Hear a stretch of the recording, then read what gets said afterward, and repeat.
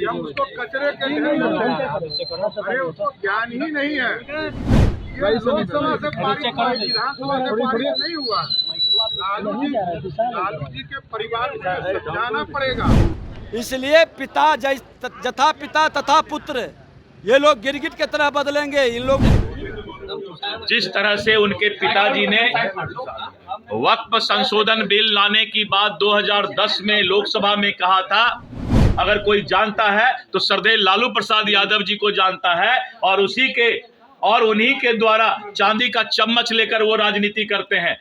बीते दिनों वक्फ बिल दोनों सदनों से पास हो गया, राज्यसभा लोकसभा। अब राष्ट्रपति का भी हस्ताक्षर इस कानून के ऊपर हो गया है। अब ये कानून बन गया है और पूरे देश में यह कानून लागू होगा।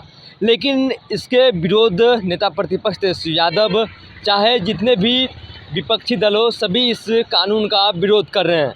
अगर उनकी सरकार बनती है तो इस काले कानून को समाप्त कर देंगे, तेजस्वी यादव का ऐसा कहना है।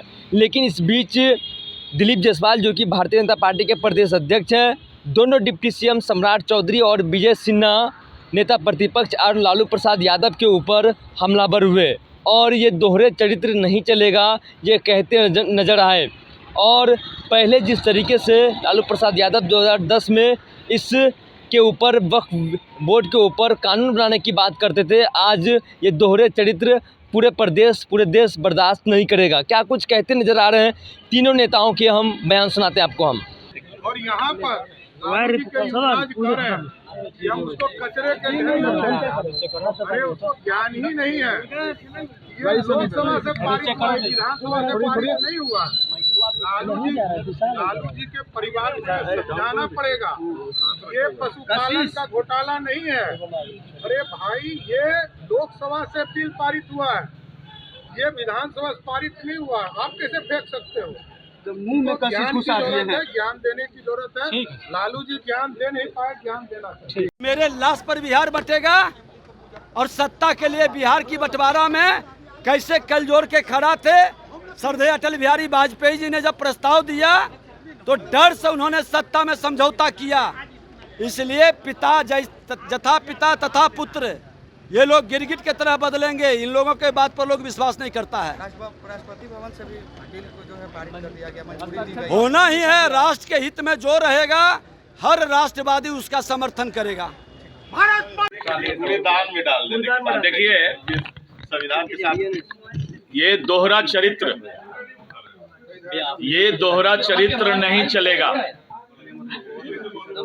जिस तरह से उनके पिताजी ने वक्फ संशोधन बिल लाने की बात 2010 में लोकसभा में कहा था, और इतना ही नहीं, उन्होंने कहा था वक्फ की संपत्ति लूटने वाले, वक्फ की संपत्ति को अपना एकाधिकार जमा कर रखने वाले लोग के खिलाफ सरकार को कड़ा कानून बनाना चाहिए, ये लालू यादव जी ने कहा था।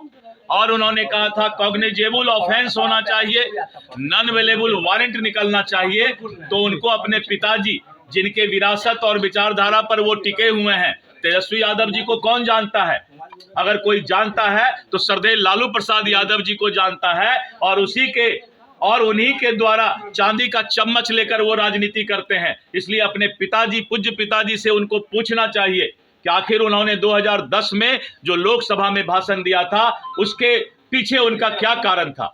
आज हमने एनडीए के जो घटक दल हैं, जनता दल यू, लोजपा, सभी पार्टी जो भी सुझाव इसमें दिया, उस सुझाव को अकलियत और मुसलमान भाइयों के पक्ष में वक्फ बोर्ड में हम लोगों ने शामिल करने का काम किया। और लोकतांत्रिक व्यवस्था के तहत लोकसभा और राज्यसभा में लाने के पहले ज्वाइंट पार्लियामेंट्री कमेटी ने पूरे देश के करोड़ों लोगों से इस पर राय मशवरा किया, और आपने देखा कि लोकसभा में भी और राज्यसभा में भी लगातार देर रात तक ये बहस चलते रहा। इस पर हम लोग जो है लोगों से राय लेते रहे संसदीय ये से, और व्यवस्था के तहत राष्ट्रपति महोदया ने इसको कानून का रूप दिया है। मैं इतना वादा करता हूं कि इस देश के अकलियत और मुसलमान भाइयों को इस बात की चिंता इंडी गठबंधन के कारण नहीं करे। वक्त पर मुसलमानों का ही अधिकार होगा, अकलियत भाइयों का ही अधिकार होगा और उनके अनुसार ही वक्त पर चलेगा। सिर्फ इतना ही है कि वक्त का संपत्ति कोई लूटे नहीं, इस बात की चिंता की जा रही है। धन्यवाद। तो आपने सीधे तौर पर दिलीप जायसवाल, सम्राट चौधरी और बी एस सिन्हा के पूरे बयान को सुना। वक्फ बिल को लेकर जिस तरीके से अब तो ये कानून बन चुका है, राष्ट्रपति का हस्ताक्षर भी इस बिल के ऊपर हो गया है और ये कानून जो है अब पूरे देश में लागू होगा। लेकिन विपक्षी दल इस कानून का अब भी विरोध कर रही है। अगर हम बात करें आरजेडी की, तो आरजेडी ने स्पष्ट तरीके से ये कहा है कि ये काला कानून है, इस काला कानून को समाप्त कर देंगे अगर हमारी सरकार बनेगी। लगातार जो है वक्फ बिल संशोधन जिस तरीके से दोनों सदनों से पास हुआ और उसके बाद राष्ट्रपति ने भी हस्ताक्षर किया, अभी भी इसके ऊपर राजनीति हो रही है। और जेडीयू की बात करें तो जेडीयू में इस्तीफे की दौर जारी है और लगातार जो है अल्पसंख्यक नेता लगातार जो है वक्फ बिल और भाजपा सरकार के खिलाफ नारेबाजी और बयान दे रहे हैं। फिलहाल इस खबर में इतना ही। आगे की अपडेट के लिए बने रहिए फर्स्ट बिहार झारखंड पर। मैं सिंह पटना। पनोरमा ग्रुप, जो सोचता है वो करता है। आपके अपने सपनों का आशियाना। ये लो मुंह मीठा करो, आज मैंने अपना जॉब छोड़ दिया, अब हम पूर्णिया वापस जाएंगे। जॉब छोड़ दिया है? मतलब ये घर कैसे चलेगा? हम करेंगे क्या? और माँ बाबूजी क्या बोलेंगे? इसलिए मैं एक और मिठाई का डब्बा लाया। अपने बिजनेस के लिए लोन अप्रूव हो गया।